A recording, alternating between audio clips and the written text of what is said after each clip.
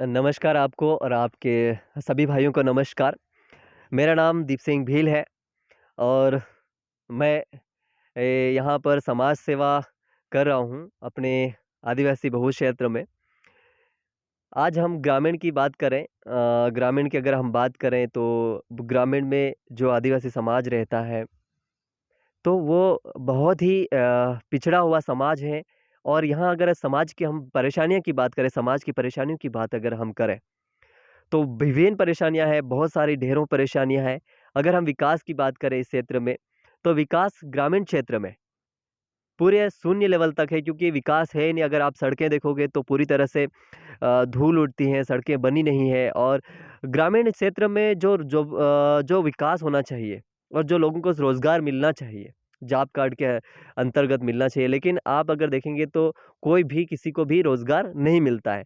जिसकी वजह बनती है, यहाँ पर पलायन की वजह बन जाती है। और पलायन की एक ऐसी बड़ी समस्या हो गई यहाँ पर कि जो गंभीर समस्या है, यहाँ के समाज के लिए कैंसर के रूप में काम कर रही है पलायन।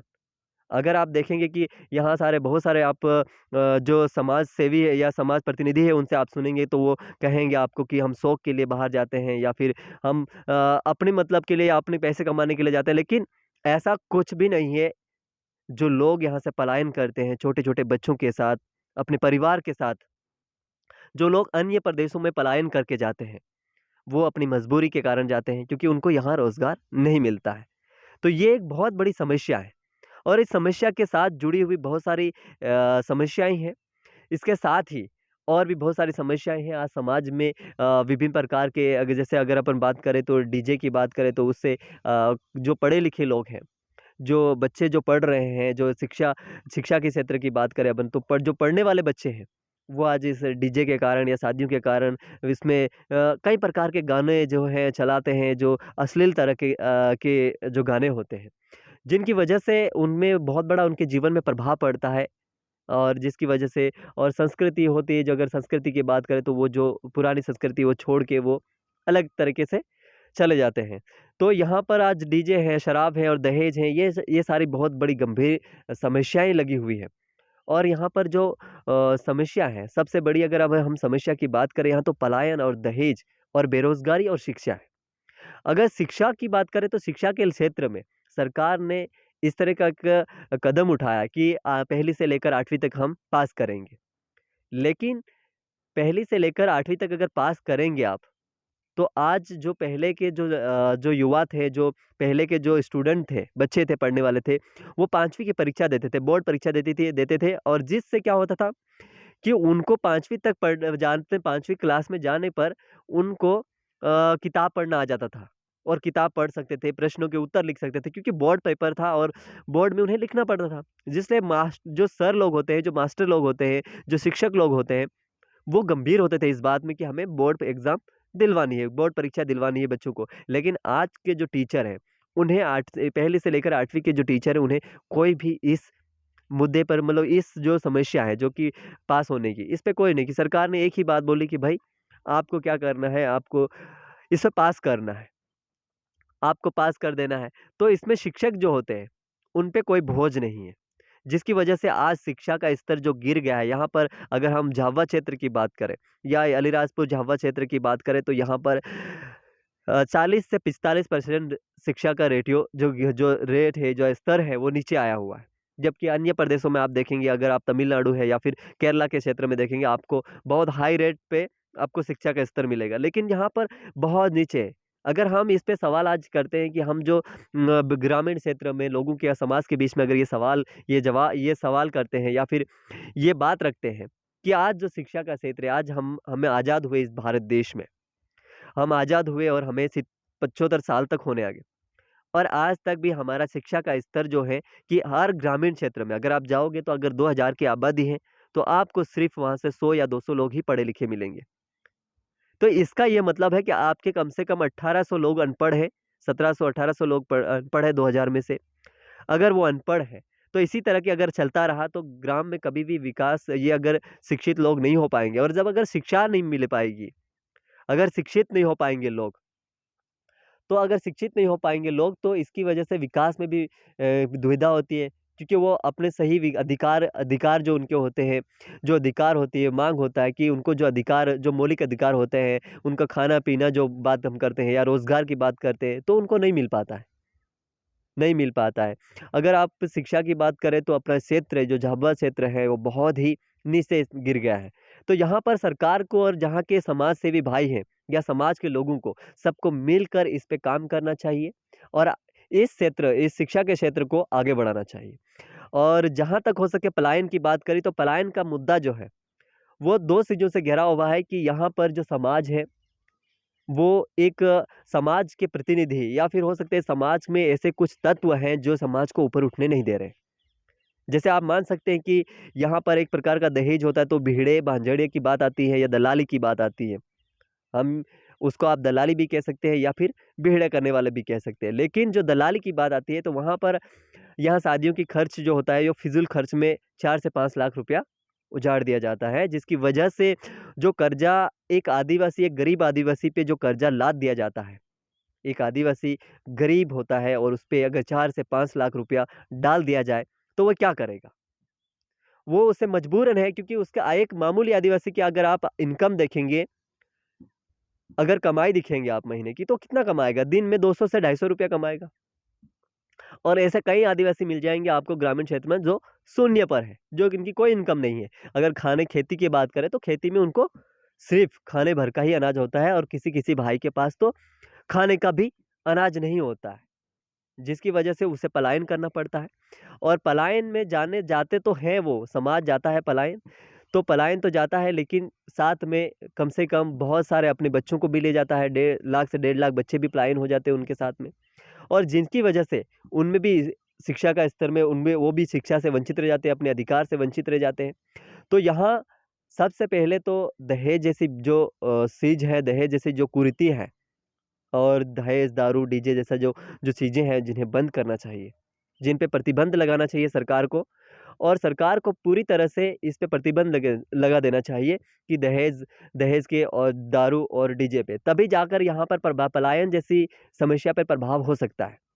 आज हम पलायन की बात करें, अगर रोकने की बात करें तो हमें इन चीज़ों पे जाना चाहिए क्योंकि अगर एक गरीब आदमी 4-5 लाख अगर के जो कर्जा लेगा तो कहाँ जाएगा? ना तो सरकार उसे रोज़गार मिल रहा है, ना सरकार उसे रोज़गार दे रही है। अगर जॉब कार्ड की बात करें तो कई लोगों के जॉब कार्ड पड़े रहते हैं ग्रामीण में लेकिन उनको कोई भी रोज़गार नहीं मिलता है। पंचायत से कोई भी रोज़गार नहीं मिलता है और ना ही पंचायत के पास और ना ही शासन के प्रशासन के पास कोई रिकॉर्ड है इस चीज़ का कि कितने लोग को रोज़गार देते हैं। ग्रामीण क्षेत्र में कोई रिकॉर्ड नहीं है, किसी भी के पास रिकॉर्ड नहीं है। अगर आप मैंने कई ऐसे जो ग्राम में सर्विस करते कर्मचारी, सरकारी कर्मचारी हैं, उनसे पूछा है कि आपके पास क्या रिकॉर्ड है कि या फिर ग्राम के कुछ लोगों से पूछा मैंने कि आपके पास क्या रिकॉर्ड है कि यहाँ के कितने लोग पलायन करे और आपने कितने लोगों को रोज़गार दिया है। तो वही पुरानी एक बात होती है कि वो जॉब कार्ड को बता देते हैं कि जॉब कार्ड में हमने इतना दिया है, लेकिन हकीकत ये होती कि जॉब कार्ड किसी और का होता है और हाज़िरी कहीं और होती है और खाते किसी और के पैसे जाते हैं। तो ये बहुत बड़ी गंभीर समस्या है और इस समस्या को अगर सुधारना है तो हमें ग्रामीण स्तर पर काम करना चाहिए। ग्रामीण स्तर पे काम करेंगे अगर आप ग्रामीण स्तर पे काम करेंगे, सबसे पहले तो ग्रामवासियों को ग्राम सभा गठित करनी चाहिए। क्योंकि अगर आज पंचायतों में विकास नहीं हो रहा है अगर आज पंचायतों पे विकास नहीं हो रहा है, तो वो उसका ज़िम्मेदार ग्राम है और ग्राम सभा है और ग्राम के लोग हैं। क्योंकि ग्राम सभा नहीं हो पा रही है, ग्राम सभा अगर हो जाती है, तो पंचायत के अंतर्गत आती है ग्राम सभा। ग्राम सभा के अंतर्गत पंचायत आती है। अगर ग्राम सभा चाहे, तो ग्राम सभा अगर चाहेगी ग्राम सभा अगर चाहेगी कि वो पंचायत में अगर काम नहीं हो रहा और उसे कोई प्रतिनिधित्व को अगर बदलना है, तो ग्राम सभा ये काम कर सकती है। और ग्राम सभा चाहे तो अपने लोगों के लिए रोज़गार माँग कर सकती है ग्रामीणों के लिए और ग्राम सभा चाहे तो अपने विकास के सारे मुद्दे प्रस्ताव बनाकर ग्राम पंचायत में सबमिट कर सकती है। लेकिन आज ऐसी दुर्भाग्य की बात देखिए आप, आज इस ज़िले में इस आदिवासी बहुल क्षेत्र में आपको ग्राम सभा नामक कोई भी समिति नहीं मिलेगी। किसी भी पंचायत में आप जाएँगे तो आपको सिर्फ़ ग्राम पंचायत मिलेगी लेकिन ग्राम सभा नहीं मिलेगी। और आज हमारा उद्देश्य है कि हम आने वाले समय में हम हर ग्राम तक पहुँचे और वहाँ एक ग्राम सभा गठित करें। और ग्राम सभा गठित करने पर जोर दें हम। वहाँ के निवासियों को, जो निवासी है उनसे उनको उत्साहित करें ग्राम सभा गठित करने के लिए, और वहाँ के ज़िम्मेदार जो लोग हैं, तड़वी या सरपंच, कोतवाल, जो लोग, जो ज़िम्मेदार लोग हैं उस गाँव के, वो मिल-जुल कर उस ग्राम सभा को गठित करें और ग्राम सभा में रखी गई बातें ग्राम पंचायत में बताएँ, और ग्राम पंचायत में अगर बताएँगे जो बातें प्रस्तावित के माध्यम से रखी जाएगी तो उसपे विकास होगा। तो उस विकास में पलायन जैसे मुद्दों पे भी बस चर्चा की जा सकती है, और चर्चा की जा सकती है और उसको रोका जा सकता है। और जैसे हमने बताया कि कुरीति, दहेज जैसी कुरीति है। आज आज झाबुआ जिला और अलीराजपुर क्षेत्र में इतना ही गंभीर बन चुका है दहेज का मुद्दा, बहुत गंभीर मुझ सकता है। लेकिन जब भी शादियाँ होती हैं, जब भी शादी का सीज़न आता है, तो 4 से 8 लोग खड़े हो जाते हैं, समाज सेवी लोग होते हैं वो खड़े हो जाते हैं, या कोई अपने लोग होते हैं वो खड़े हो जाते हैं और कहते हैं कि हम दहेज के ऊपर काम कर रहे हैं। लेकिन मैंने किसी भी समाज सेवा या किसी भी प्रतिनिधि को नहीं देखा है जो 12 महीने या हमेशा इस मुद्दे को लेकर खड़े हैं।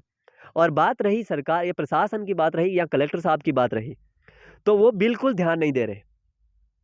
क्योंकि यहाँ के कलेक्टर साहब हैं या फिर यहाँ का प्रशासन, पुलिस प्रशासन है, उसको बाकायदा पूरी तरह से उन्हें नॉलेज में है ये बात कि यहाँ का जो समस्या है वो क्या है। यहाँ पर अगर कोई विवाह होता है, कोई इस तरह से कोर्ट मैरिज जैसी अगर समस्या रहती है या फिर कोई विवाह होता है, या फिर इस तरह से यहाँ पर एक मुद्दा बहुत ज़ोरों से आगे आया है, यहाँ पर सक्रिय हुआ है, वो ये है कि यहाँ पर छोटी-छोटी बच्चियाँ होते हैं और छोटे-छोटे जो बच्चे होते हैं, मतलब 15, करीबन 15 साल के युवा जो होते हैं, 15, 16, 18 साल के युवा जो होते हैं, या 17 साल का युवतियाँ जो होती है, 16, 17, 15 साल की युवतियाँ होती है, वो भाग के शादी करते हैं। और ये मुद्दा इस जिले में, झाबुआ जिला या अलीराजपुर हो या इस आदिवासी क्षेत्र में बहुत सक्रिय हुआ है। लेकिन इस पर शासन ने, पुलिस प्रशासन हो या शासन हो या कलेक्टर विभाग हो, उन्होंने आज क्या काम किया है उसे रोकने के लिए? आज बाल विवाह की आप देखिए, बाल विवाह ज़ोरों से ज़ोर पकड़ा हुआ है। यहाँ पर कोई बाल विवाह को रोका नहीं जाता है। कहीं बाल विवाह को रोका नहीं जाता है, 15-16 साल की लड़की को शादी कर दी जाती है, तो आज उस लड़की की आप देखिए कि उस लड़की को वो घर में दे दिया जाता है, आप विवाह कर दिया जाता है 15, 16, 17 साल की उम्र में, और उस लड़की जब वो उसके घर में जाती है तो उसे कोई सँभालने की वो नॉलेज नहीं, जबकि पढ़ने की उम्र होती है, पढ़ने की उम्र होती है, शिक्षा हासिल करने की उम्र होती है, नए जीवन की वो खोज में होती है, लेकिन लेकिन यहाँ के समाज में कुछ ऐसे तत्वों की वजह से ये समस्या खड़ी है। और दहेज की बात करें तो बहुत ही बड़ी गंभीर समस्या है, जिसमें प्रशासन चाहे तो दहेज अधिनियम 1961, अधिनियम जो 1961 है, वो लगाकर इसे रोका जा सकता है। ना लेना, ना देना, और ना लेना, ना देना, ना दिलाना। इस प्रकार के जो अधिनियम को लगा के यहाँ रोका जा सकता है, लेकिन ये शासन, ना ही तो शासन, पुलिस प्रशासन करेगा, इस पे कार्रवाई करता है, ना ही यहाँ के जो नेतागण हैं या प्रतिनिधि जनता के, वो बिल्कुल इस समस्या को सुलझाना नहीं चाहते। यहाँ के तड़वी हैं, जो तड़वी कोटवाल है, जिनकी ज़िम्मेदारी है समाज की, गाँव में रहते, ना ही वो सुलझाना चाहते इस समस्या को। आखिर इस समस्या को सुलझाना क्यों नहीं चाहते हैं? ये बात हमने पता करी कि हम चर्चा करी लोगों से कि ये बात क्यों सुलझाना चाहते हैं। बात वास्तविकता ये होती कि जो समाज के लोग हैं, उनको इससे दहेज से, जो दहेज वाली प्रथा है, इससे उनको बहुत बड़ी मोटी रकम की आय होती है, इनकम होती है। उनको पैसा मिलता है इस बड़ी चीज़ से। दहेज का अगर वो शादी करवाते हैं तो दहेज से वो 25, 20,000, 30,000 जो भी उनको लेना होता है, तो वो एक संस्कृति के नाम पर इतने सारे पैसे ऐंठ लेते हैं। तो वहीं पर अगर हम प्रशासन की बात करें या पुलिस प्रशासन की बात करें, तो वहाँ पर अगर जाता कोई मुद्दा ऐसा जाता है, शादी वाला ऐसा कोई दहेज का मुद्दा जाता है, तो वो कहते हैं कि आप आपसी में सुलझा लो, और दोनों पक्षों से कुछ फीस जमा करवा ली जाती है और उसको सुलझा लिया जाता है। लेकिन उस पे रोक नहीं लगाई जाती है, जिसकी वजह है, और हम आज इस मुद्दों पे बेहतर तरीके से काम कर रहे हैं कि हम ग्रामीण क्षेत्र में विकास की हो, या फिर दहेज का मुद्दा हो, या फिर यहाँ संस्कृति पे जो प्रभाव डाल रहे हैं, डीजे हो या फिर शराबबंदी की बात हो, या फिर अन्य प्रकार के जैसे आपका जॉब कार्ड है, या और कहीं इस तरह के शिक्षा का क्षेत्र है। शिक्षा के क्षेत्र में हमने पूरी तरह से अपने लोगों को, अपने जो युवा साथी हैं, उनको यही बात अवगत कराया कि हम ग्राम-ग्राम पर जाकर शिक्षा, जो स्कूलें बनी हुई हैं, उन स्कूलों में जाकर इन स्कूलों को जाकर हम देखें, और उन पे सारी वहाँ जाकर व्यवस्था देखें कि किस प्रकार की व्यवस्था है, और वहाँ जाकर टीचर हो या बच्चे हो या ग्रामीणों को उत्साहित करें और शिक्षा के क्षेत्र में उनको अग्रसर करें। इस तरह के हम ज बहुत सारे मुद्दे हैं जो समाज में आज समस्या बन के खड़े हैं, जिनके ऊपर हम काम कर रहे हैं और इसी तरह से हम करते रहेंगे और हमें उम्मीद है कि हमारे साथ कई जो भाई होंगे, जो पलायन जैसे मुद्दे हैं या दहेज जैसे मुद्दा है या फिर रोज़गार है या फिर ग्राम के जो विकास की बात हम करते हैं या फिर या बाहरी जो सरकार के द्वारा आज जो हमें जो सुविधा मिलनी चाहिए, मूलभूत अधिकार हमारे मिलने चाहिए या फिर इस तरह से बहुत सारे वादे किए गए हमको सरकार द्वारा या प्रशासन द्वारा जो हमको योजनाएँ दी गई है, उसका लाभ मिल सके, इस पे हम क ज़ोरों से काम कर रहे हैं और करते रहेंगे इस तरह से। और आगे भी हम इसी तरह से आपसे मिलते रहेंगे। हाँ, थैंक यू, बहुत-बहुत धन्यवाद। आपने बहुत अच्छी ये बातें रखी है और जो कही हमें भी बहुत अच्छा लगा। और दोस्तों सबसे मेन बात कि हम जो देख रहे हैं ये भाई ने इतना सारा जो इनके अंदर जो ऐसा एक लगन रहा कि मैं कुछ न कुछ काम करूँ। तो दोस्तों बहुत अच्छी बात, बहुत अच्छी बात। देखो कहा जाता है तो जो कहीं न कहीं तो एक व्यक्ति काम करने के लायक तो हैं, परंतु अपन चाहते हैं कि ऐसे भाइयों के साथ अपन मिलकर काम करें, बहुत अच्छी बात है। और बहुत-बहुत बधाई हो भाई आपको और हमारी ओर से भी बहुत अच्छा आप काम कर रहे हैं उसके लिए थैंक यू।